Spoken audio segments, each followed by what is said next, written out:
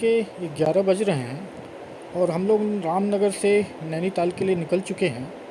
तो नमस्कार दोस्तों, स्वागत है फिर से हमारे एक नए और फ्रेश ब्लॉग में। मैं हूं संजीव कुमार पांडे और देख रहे हैं आप मेरा यूट्यूब चैनल। आज की यात्रा अब शुरू हो चुकी है। सुबह की शुरुआत थोड़ी हम लोग की लेट हुई क्योंकि कुछ गाड़ी अरेंज करने में हम लोग को प्रॉब्लम हो रही थी, जिसके चलते मुझे यहाँ से हम लोग लेट निकले हैं। और टोटल आज की यात्रा रहेगी 77 किलोमीटर, यानी नैनीताल यहाँ से 77 किलोमीटर है।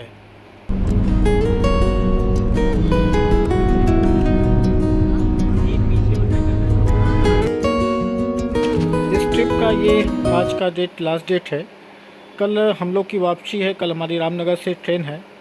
जो लोग हमारे साथ इस सीरीज में बने रहे उन्हें मैं कोट धन्यवाद देना चाहूँगा, और जो लोग हमारे नए लोग आए हैं उन्हें कहूँगा कि लाइक करिए, सब्सक्राइब करिए, और पसंद ज़्यादा आए तो इस वीडियो को ज़्यादा लोगों में शेयर कीजिए और साथ हमारे बने रहिए। वीडियो अंत तक देखिए आप।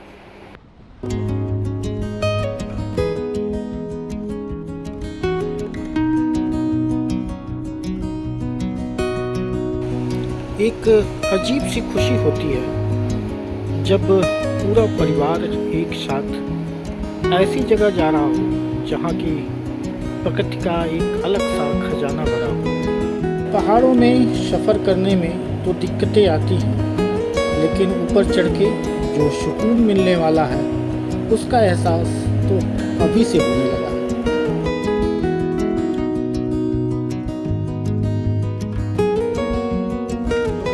पूरी तरह से टॉप पे हैं और इस जगह से कल जहाँ हम लोग घूमने गए थे कॉर्बेट नेशनल पार्क, उसका पूरा व्यू दिखता है टॉप से। तो आगे चलिए देखिए इसका व्यू।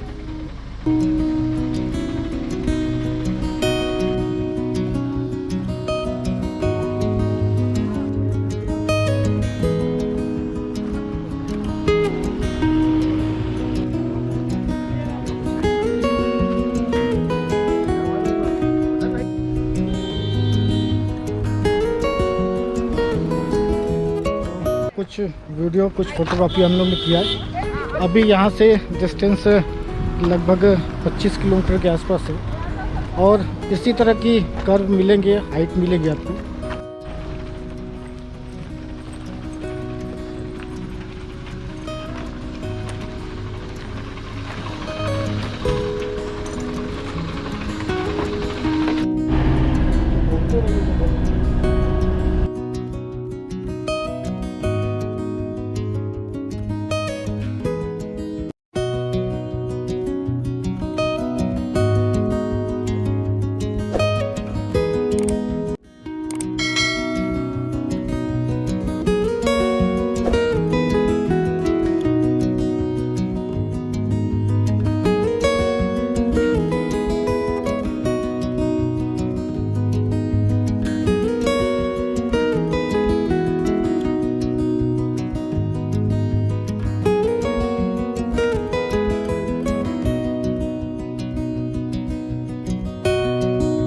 सामने एक छोटी सी पहाड़ी थी, तो हम थोड़ा सा हम सोचे ट्रैक करके ऊपर देखा जाए है क्या चीज़।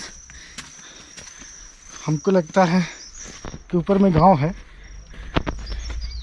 लेकिन इसका एंड कहाँ है थोड़ा देखा जाए।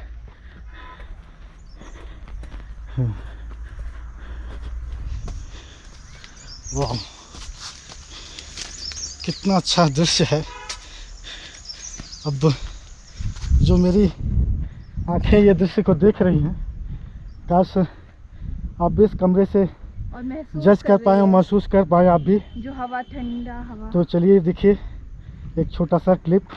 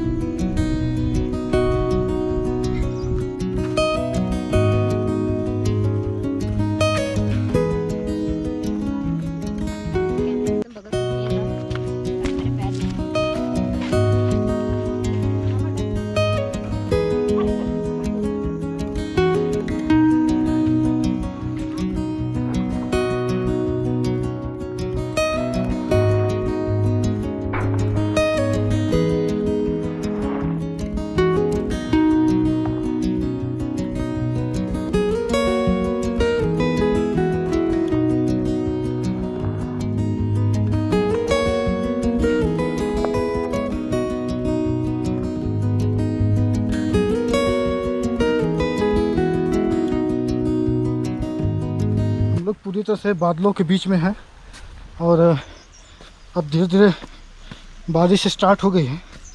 तो नीचे चलें। छोटा सा ब्रेक, टी ब्रेक लिया गया था। नीचे सारे लोग चाय पी रहे हैं और चलते हम भी चाय पीते हैं, फिर आगे का सफ़र कंटिन्यू रखते हैं। ये नीचे गाड़ी रुकी हुई हम लोग की।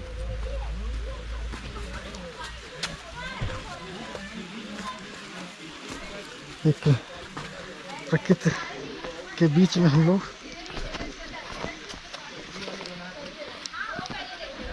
यह है कि आप जब हाइट पे आते हैं तो निश्चित तौर से कुछ न कुछ शरीर में परिवर्तन आता है।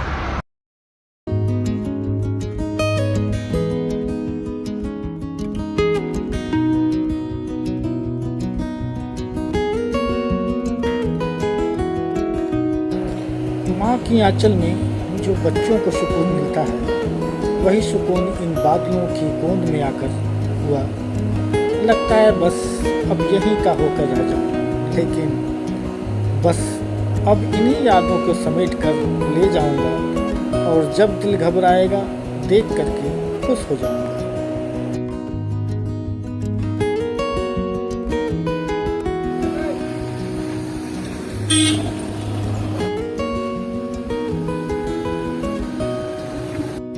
अभी हम नैनीताल से 2 या 3 किलोमीटर पहले हैं, लेकिन उस जगह का एहसास अभी से होने लगा है।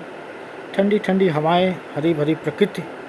इस जगह हम लोग ने गाड़ी को पार्क कर दिया है।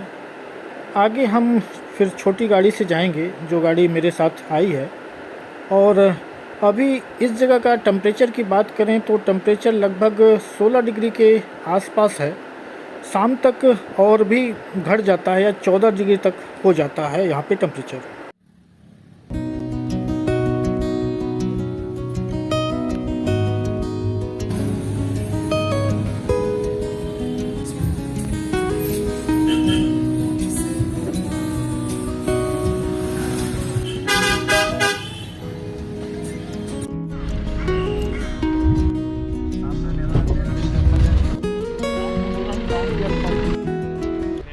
अभी हम जिस जगह आए हैं ये नैनीताल का मेन पार्किंग है। पार्किंग के लिए बस एक ही प्लेस है, लेकिन बहुत बड़ा प्लेस है। पूरा एक फील्ड है।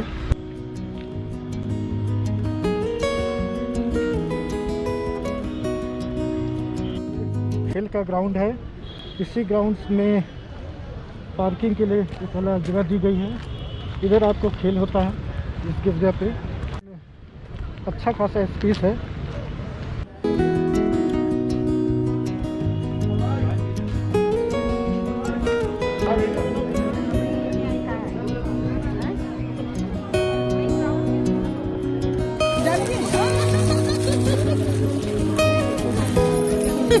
और दूर फेंकते हैं, ये देखिएगा।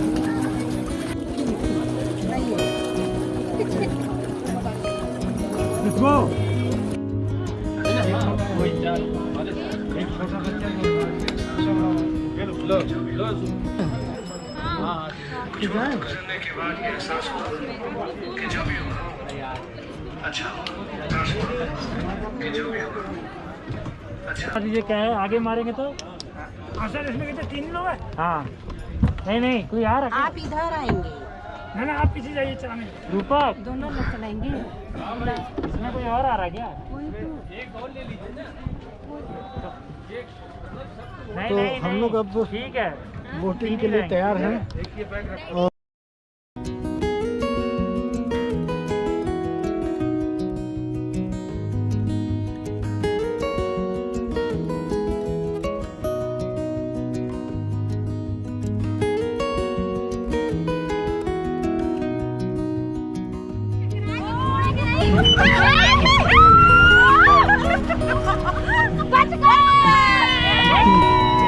मैं बचा।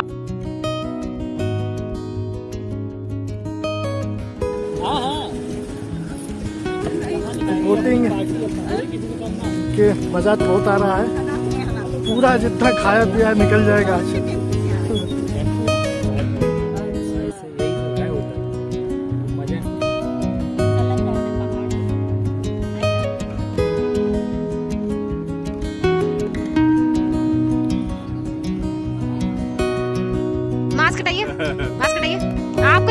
ngapain tuh apa sih?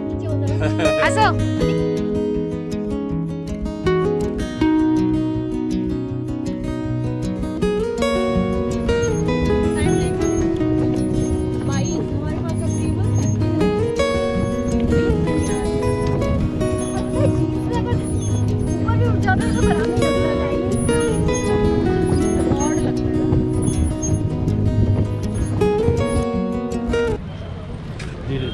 तो नैनीताल के सड़कों पर अपनी आँखों से और आपके अपने कैमरे से आपको इस नैनीताल का सड़क का और इस मार्केट का दीदार कराते हुए अभी हम लोग गए थे नैनीताल लेक में और उसका वोटिंग किए। वोटिंग का चार्ज 4 सीटर का 260 रुपये और 2 सीटर का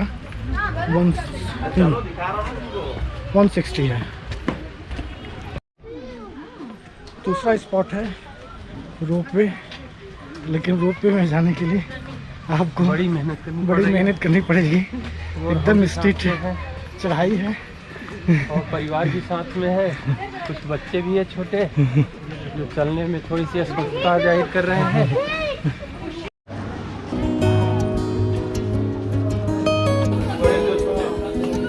ठीक है, ठीक।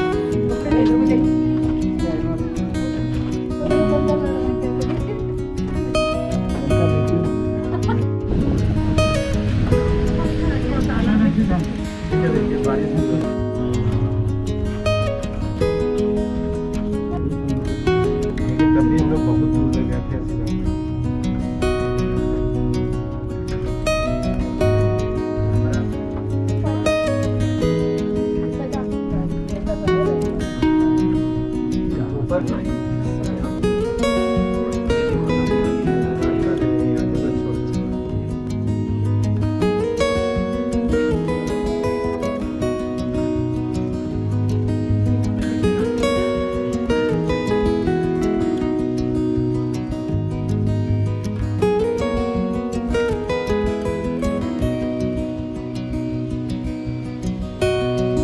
दूसरा प्लेस है, अभी पे पहुंच गए हम लोग रोपवे पे। रोपवे एकदम टॉप पे ले आया है। ऊपर से दृश्य आपको दिखाते हैं।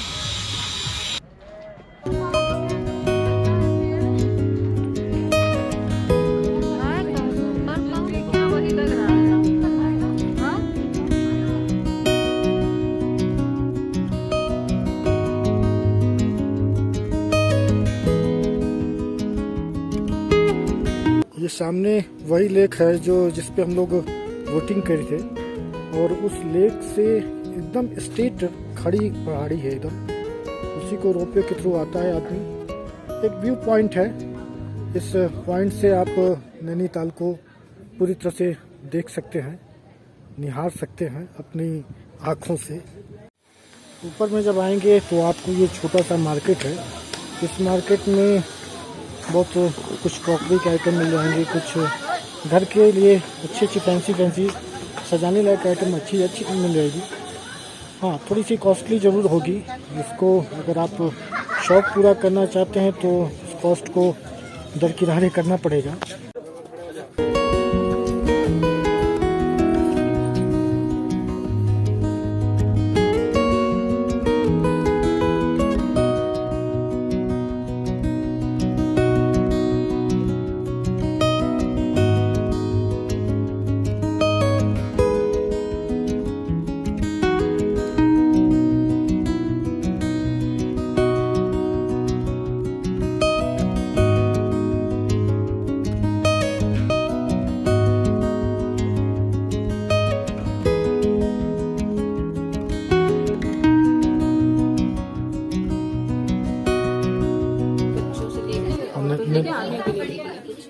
तो क्या क्या ली? ये बैंगल्स लिए, इयरिंग्स लिए, रिबन वाली मोमबत्ती, कैंडल, हाँ, बच्चों के लिए टॉयज, क्या लेडीज़ के लिए चूड़ी सबके लिए बैंगल, और जेंट्स के लिए जेंट्स के लिए तो समझ में नहीं आ रहा है क्या ले।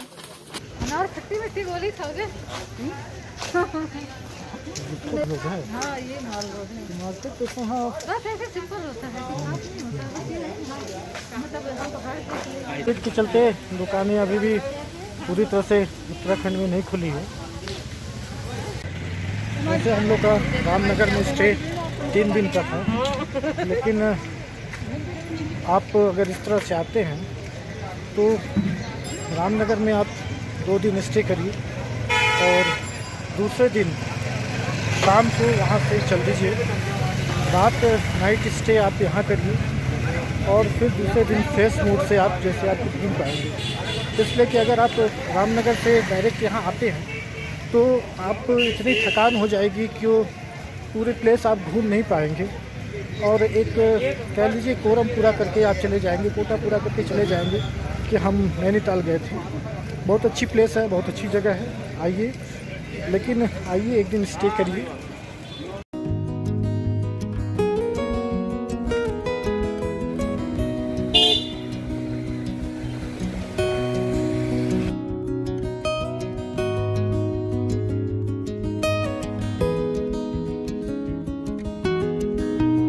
शाम का समय है और लेक का जो हलचल थी अब धीरे धीरे ख़त्म हो गई। ऐसा मानो प्रतीत हो रहा है कि अब ये सोने की मुद्रा में है। दिन भर की हलचल के बाद बहुत ही अच्छा और पीसफुल माहौल में लग रहा है, ठंडी ठंडी हवाएं चल रही हैं। तो इसी नैनीताल के टूर के साथ आज की ब्लॉग की समाप्ति करते हैं। फिर मिलेंगे एक नए ब्लॉग में। ब्लॉग अगर पसंद आया हो तो लाइक एंड सब्सक्राइब कर दीजिएगा।